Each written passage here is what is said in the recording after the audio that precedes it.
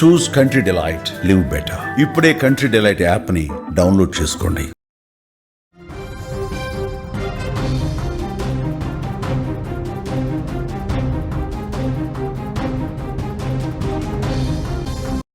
సంసార నావను దరికి చేర్చాలన్నా, కుటుంబం అనే బండి సజావుగా ముందుకు నడవాలన్నా భార్యాభర్తల మధ్య సఖ్యత చాలా ముఖ్యం.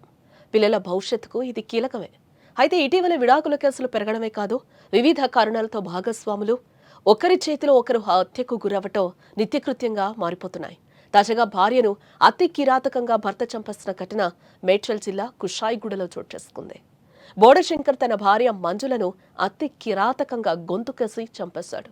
అర్ధరాత్రి గాఢ నిద్ర సమయంలో కత్తితో పీక కోసేశాడు. అనంతరం అక్కడి నుంచి పారిపోయాడు. యాదాద్రి జిల్లా మోత్కూరు సమీపంలోని అడ్డగూడూరు గ్రామానికి చెందిన శంకర్ మంజుల దంపతులకు 3 పిల్లలున్నట్లుగా కూడా తెలుస్తోంది. వివాహం అనంతరం వారిద్దరు కూడా జీవనోపాధి నిమిత్తం ముంబైకి వలస వెళ్లినట్లుగా సమాచారం. పెళ్లి తర్వాత 3 సంవత్సరాల వరకు సంసారం వీరిది సాఫీగానే సాగిందని చెప్తున్నారు. కానీ ఆ తర్వాత నుంచి శంకర్ అనుమానంతో మంజులను తరచూ తిట్టడం, కొట్టడం చేసేవాడని కూడా తెలుస్తోంది. అతడి వేధింపులు భరించలేక ఆమె వారం క్రితం మహేష్ నగర్లో ఉంటున్న సోదరి రాణి ఇంటికి వచ్చేసింది. ఆ తర్వాత శంకర్ కూడా తన కుమారులతో కలిసి అక్కడికి వచ్చాడు. శుక్రవారం పెద్దల సమక్షంలో చర్చించిన తర్వాత శంకర్ ఇక మీదట మంజులను ఇబ్బంది పెట్టనని చెప్పి మాటిచ్చాడు.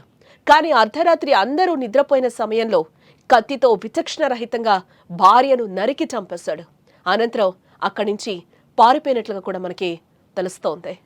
ఈ మధ్య కాలంలో మనం చూస్తూ ఉన్నాం, భార్యాభర్తల మధ్య తలెత్తే వివాదాలతో ఒకరినొకరు ప్రాణాలు తీసుకుంటున్న ఘటనలు అనేకం చూస్తూనే ఉన్నాం. అనేక వార్తలు కూడా తరచుగా వింటూనే ఉంటున్నాం. తాజాగా అలాంటి కోవకు చెందిందే మేడ్చల్ మల్కాజ్గిరి జిల్లా కుషాయిగూడలో కూడా అలాంటి దారుణమే చోటు చేసుకుందని కూడా చెప్పుకోవచ్చు. కుషాయిగూడ పోలీస్ స్టేషన్ పరిధిలోని రాధికా థియేటర్ సమీపంలో అక్క ఇంట్లో భార్యను హత్య చేశాడు భర్త.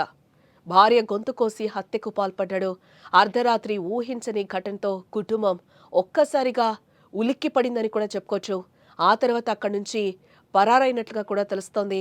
స్థానికుల సమాచారంతో ఘటనా స్థలానికి పోలీసులు చేరుకున్నారు.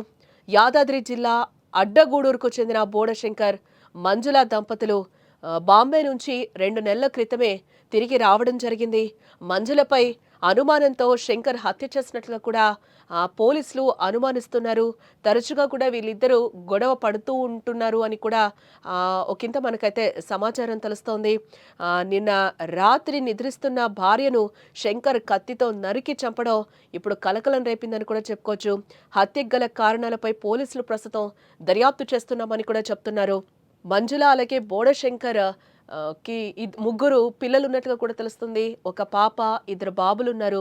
వీరి స్వస్థలం మోత్కూరు దగ్గర అడ్డగూడూరు గ్రామంగా తెలుస్తోంది.